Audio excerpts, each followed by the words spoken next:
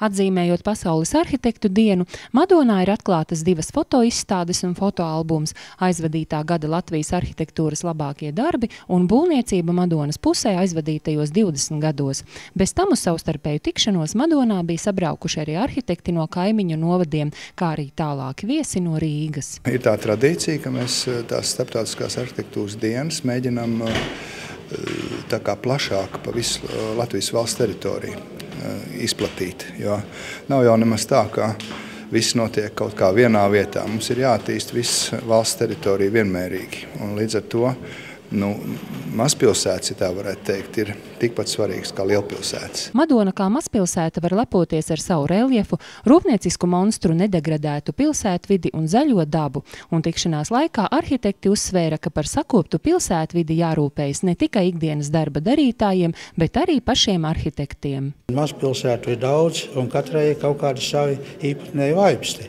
Bet Madona katrā ziņā, es domāju, ka atšķirās ar to, ka ļoti daudz ir zaļumu.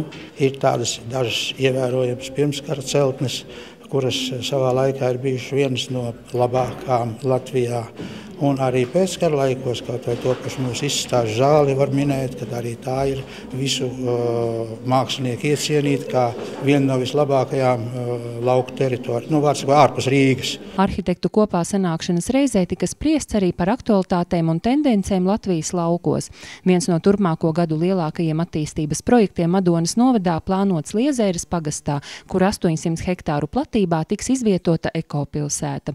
Apjomīgais projekts šobrīd ir ieviešanas stadijā. Mums ir arī starptautiski eksperti piesaistīti, lai plānot vienu no pirmajiem objektiem, ko mēs plānojam, ar ko pilsēta varētu sākt savu attīstību un dzīvi. Un šobrīd mēs domājam par turismu virzienu, fokusēties pirmajā etapā uz turismu virzienu un domājam par tādu pietiekami vērienīgu un interesantu turismu objektu, uz kuru būtu gan Latvijas iedzīvotājiem, gan arī Eiropas turistiem interesi braukt. Diemžēl izcilām arhitektu idejām nākas saskarties ar reālajām iespējām un likuma normām.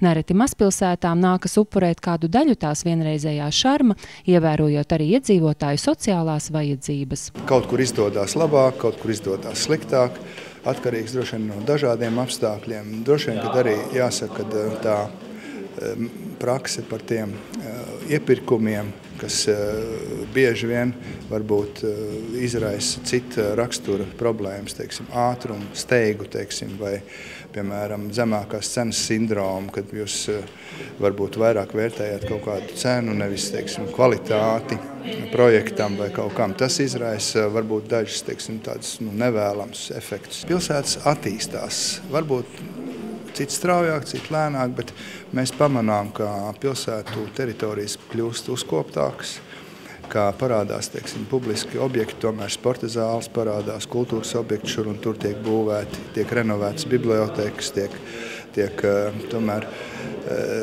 labiekārtojums uzlabots. Es domāju, ka visumā varētu tomēr teikt, ka ir lietas iet uz labo pusi.